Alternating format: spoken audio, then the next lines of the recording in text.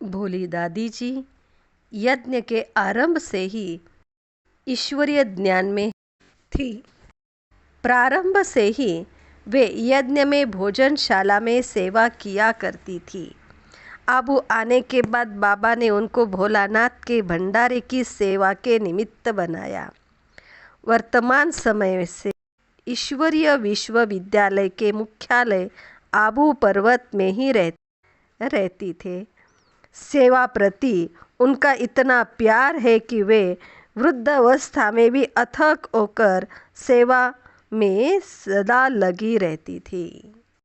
भोली भंडारी दादी भोली जी अपने अलौकिक जीवन की कहानी इस प्रकार सुनाती है कि जब मैं 13 साल की थी, उस समय कराची में ओम मंडली तूफान की तरह बहुत चर्चित थी।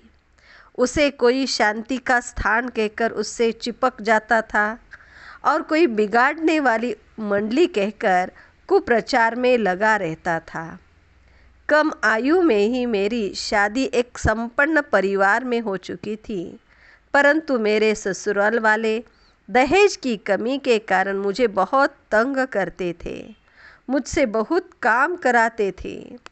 एक वर्ष में ही मेरा जीवन अशांति की चरम सीमा पर पहुंच चुका था। मैं शांति के लिए रोज़ लक्ष्मी नारायण के मंदिर में जाती थी। उसी समय मेरी भेंट मंदिर में ही मेरी चचेरी बहन से हुई और उसने मेरी दुख भरी कहानी सुनकर मुझे ओम मंडली से परिचित कराया। उन्होंने कहा कि वहाँ ओम राधे इतना सुंदर भजन गाती है जिससे मन शांति की तरंगों में ओतप्रोत हो जाता है। मैं मम्मा का भजन सुनने वहाँ गई। सुंदर स्वरों में निकलती गीत की पंक्तियाँ। मैंने ओम मंडली में क्या देखा, उस गीत ने मेरे मन को वैराग से भर डाला और मन शांति के सागर में डूब गया। तब ओम मंडली का सत्संग ओम राधे ही कराती थी, मतलब मम्मा कराती थी।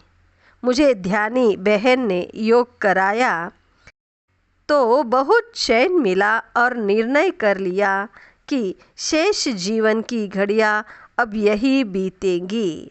परंतु जैसे ही मेरे ससुराल वालों को मेरे इस ईश्वरीय आकर्षण का पता चला तो वे मुझ पर कटु वचन का प्रहार करने लगे और बाबा के चरित्र पर कलंक लगाने लगे।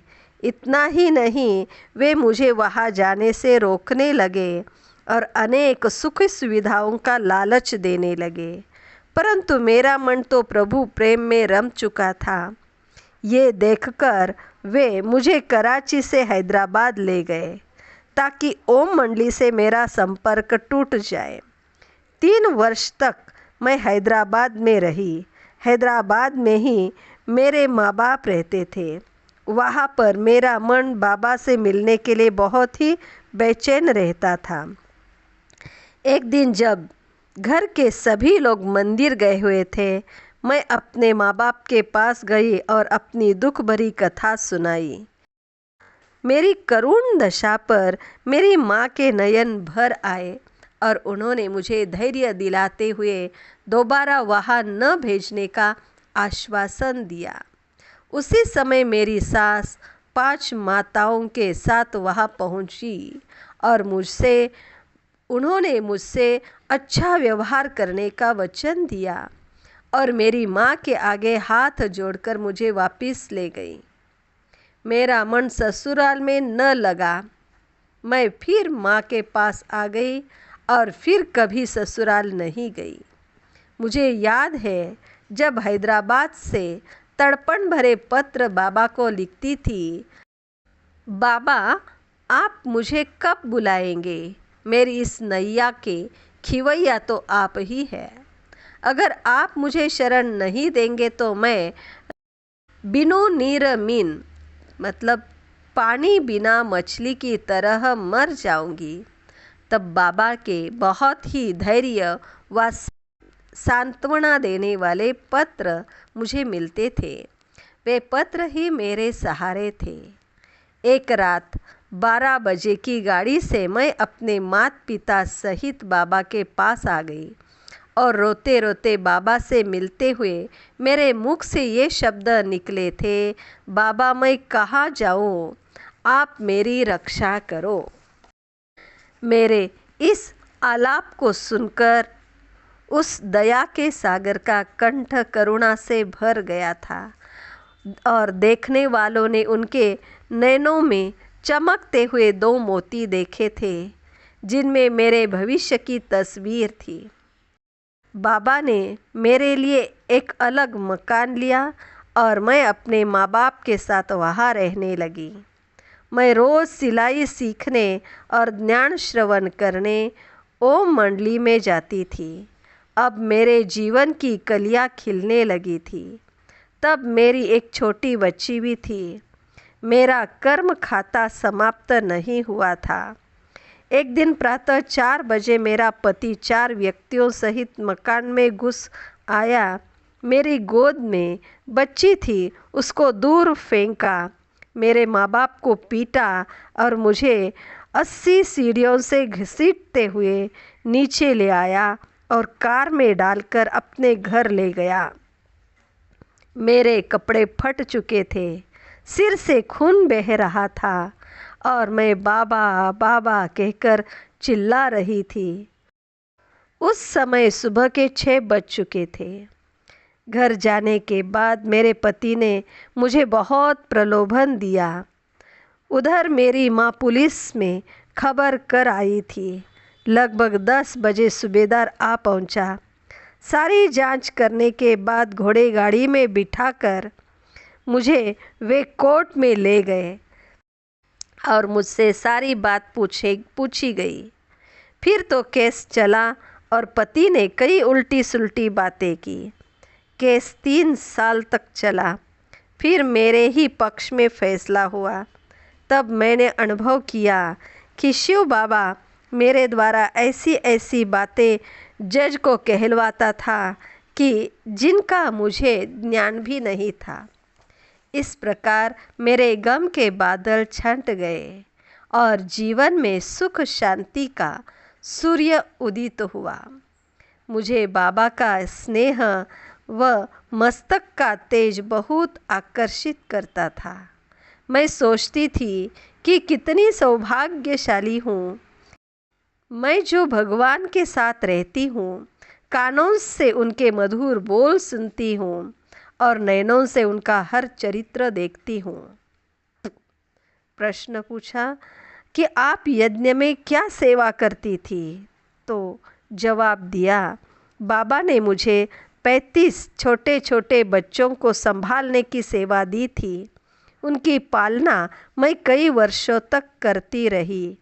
फिर मुझे मम्मा की सेवा करने का अवसर मिला और फिर कुछ समय के बाद भंडारे में भोजन बनाने की सेवा मिली।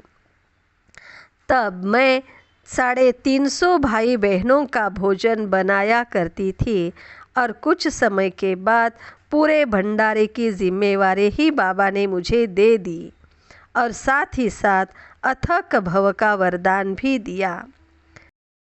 जब मैं अकेली होती हूँ तो सोचती हूँ कि कैसे हमारे जीवन के 70 साल बीत गए।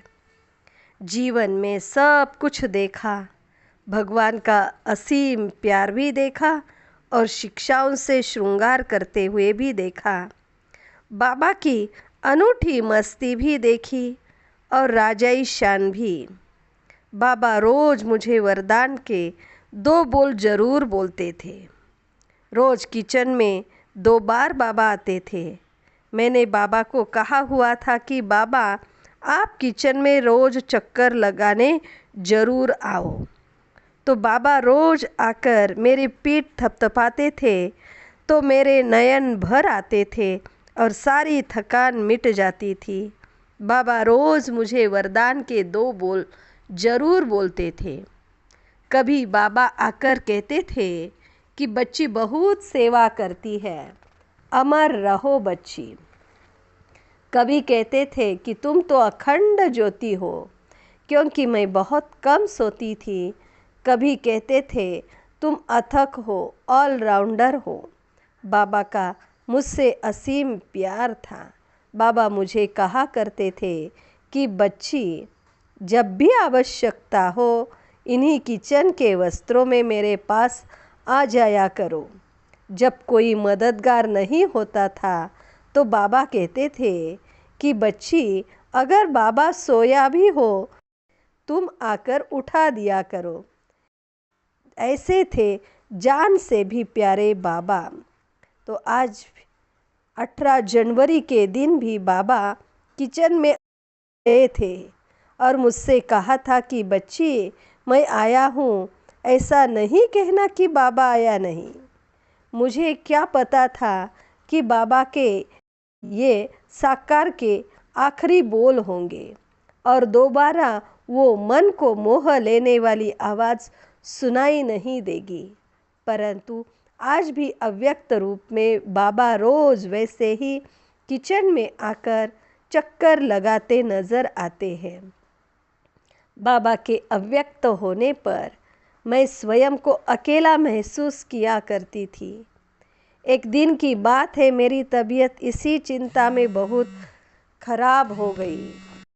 बाबा के अव्यक्त होने पर मैं स्वयं को अकेला महसूस किया करती थी।